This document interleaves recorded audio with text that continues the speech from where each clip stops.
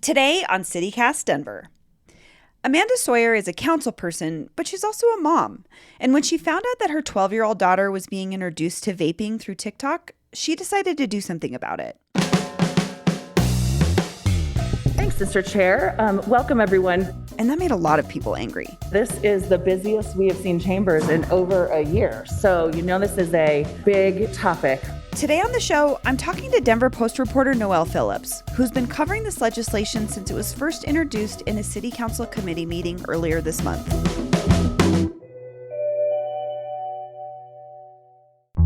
Today is Wednesday, October 27th, 2021. I'm Bree Davies, and this is CityCast Denver.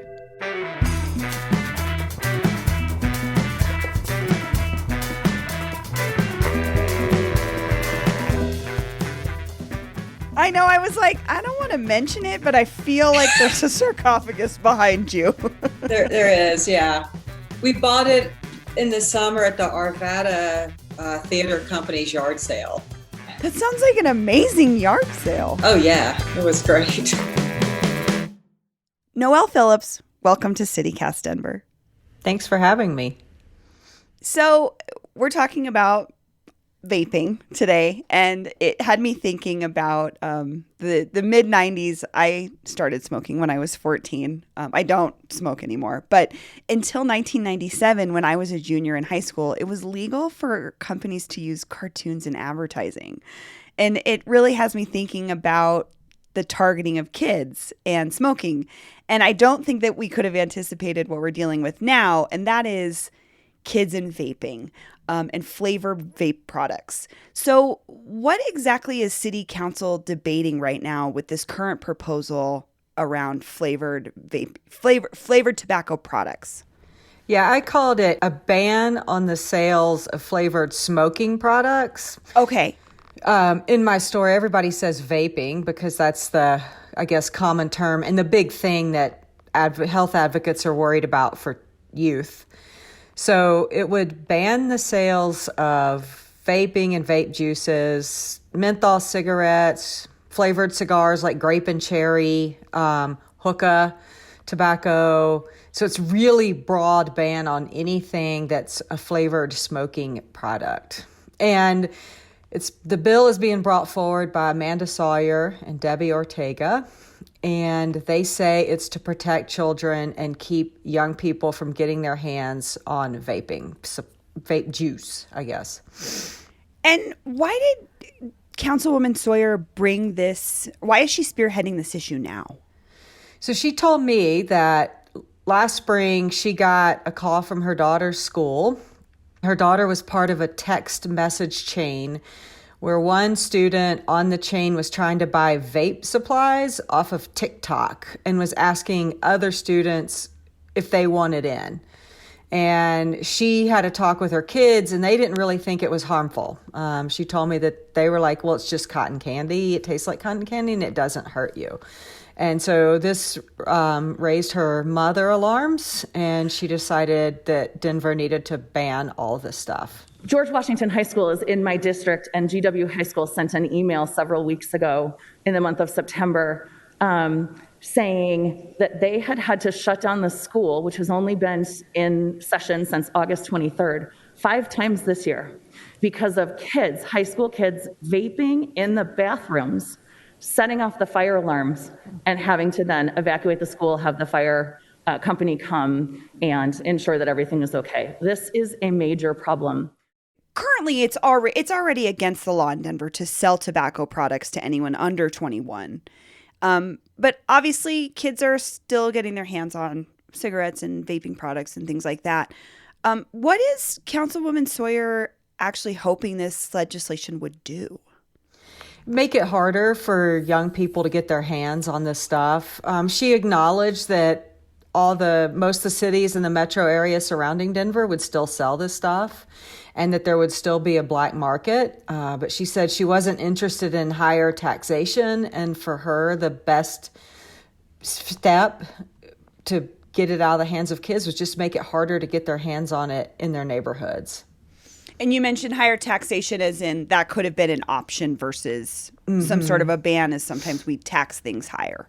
Right. Like just tax the hell out of it and then hope that it becomes cost prohibitive to use it. Okay.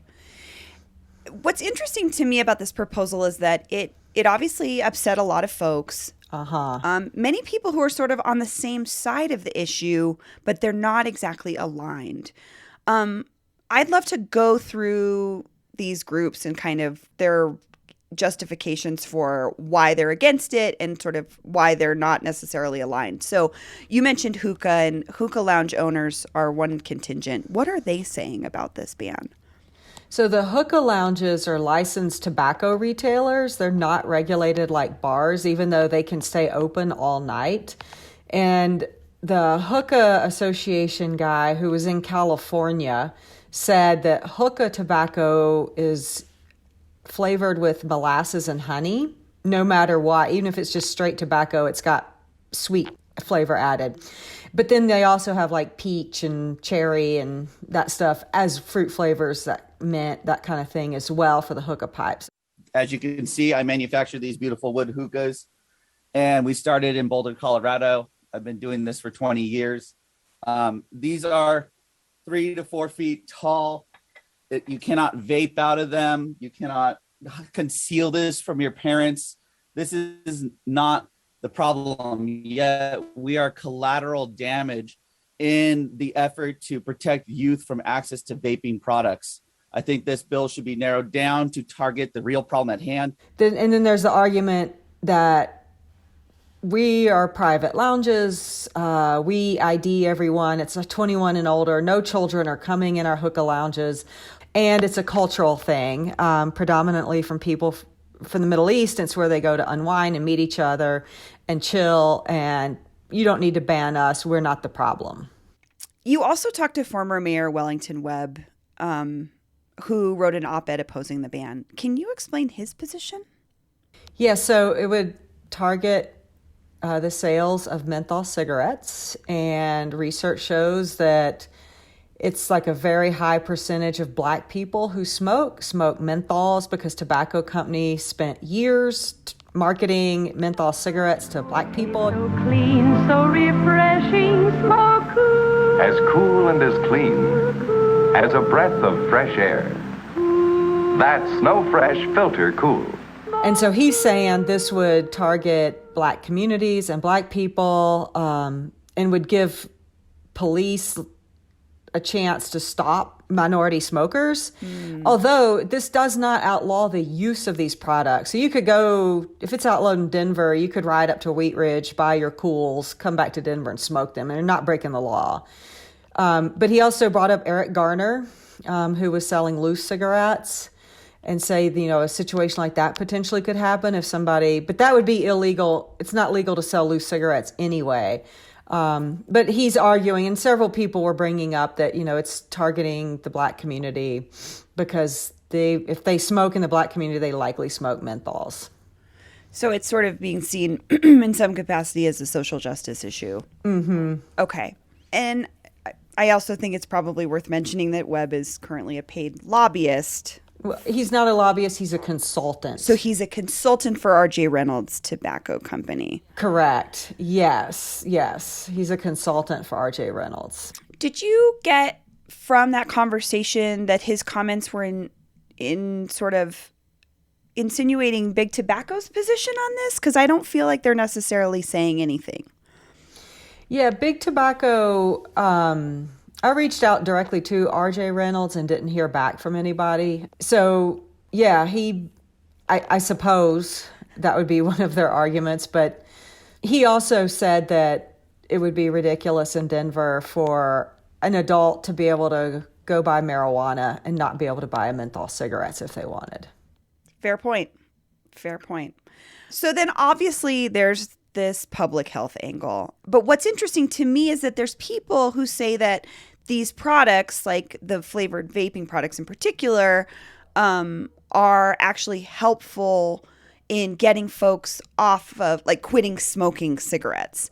But wouldn't non-flavored tobacco products be just as good for that use? Yeah, so I talked to one vape shop owner. The vape shop's called Signat. for not cigarettes. Oh, Yeah, it's on West 38th. And the owner, Monica Vandruska, I hope I'm getting her name right there off the top of my head, said that her husband used vapes to wean himself from a cigarette addiction, and that she's never smoked cigarettes, but she occasionally vapes and enjoys the flavors. And so the vape shop owners are arguing that we are a legitimate choice for a responsible adult who wants to stop smoking cigarettes, and that adults like flavors too. And then, she offered up an example, and I tried to talk to this customer, but we just couldn't make it happen, that she has a grandmother who's a customer who plays bridge once a week, and everybody in the bridge club smokes except her, and she comes in and gets some kind of flavored fruity tobacco thing to vape with her bridge club ladies, because she is a former smoker, doesn't anymore, and uses this as to have that smoking action at bridge club, which I thought was kind of an interesting story. And so Monica says, that lady deserves the right to smoke if she wants to. If she's a responsible adult, and if she wants to bubblegum vape, then she should. If we're talking about like types of people who are smoking these, that's not our thought who we're thinking of, right? No. So that's fair. And the health advocates say, no, there's no proven research that shows vaping is a healthy alternative to cigarettes. Now, the health advocates and like the Amanda Sawyers who are sponsoring this say these vape pens, while they don't have the tar and charcoal that cause significant lung cancer, they're loaded in nicotine, and nicotine is terrible for an adolescent brain, that it affects child brain development. And we don't want our kids using nicotine at all. Do you know if there's any data on bans like this actually working? I looked for that, but it's hard because these bans are fairly new. So like Oakland has banned, and it was just this spring. And then, let's see, Boulder banned, I think maybe in 2019. Boulder has a ban. There's no vape shops in Boulder. People said as soon as Boulder's ban went into use, like dozens of vape shops closed overnight. Wow. But also with the pandemic, data collection fell apart in a lot of places. So it's just so new, there is no data. So we don't know if these are effective in curbing teen use. So where does this current proposal in Denver go from here? Like, where are we legislation-wise? So it's been before the City Council Safety Committee once, and there was a huge debate, and it's going back to Safety Committee. They'll talk about it at 10 a.m. Wednesday. The meeting will be held in the City Council chambers. I expect there to be a huge turnout and a lot of public comment on it from both sides because people are really passionate about this. And then, Safety Committee would have to approve it, and then it would have to go before the entire council. Interesting. So we're still a ways away from a sales ban in Denver. Noelle, thank you so much for joining me. Yeah, this has been fun. And here's what else is happening in Denver today. City Council has approved a bonus program for city employees who were vaccinated before the September 30th mandate. 9 News reports that $5 million from the city's general fund will be used to give $400 bonuses and up to $2,500 in pandemic hazard pay to city workers who complied with the COVID-19 vaccine order. But it also includes giving bonuses to people who were given religious exemption from the vaccine. Huh. That's all for today here on CityCast Denver. If you enjoyed the show, why not take a minute to tell a friend about us, rate the show wherever you get your podcasts, and subscribe to our morning newsletter. We'll be back tomorrow morning with more news from around the city. See you later.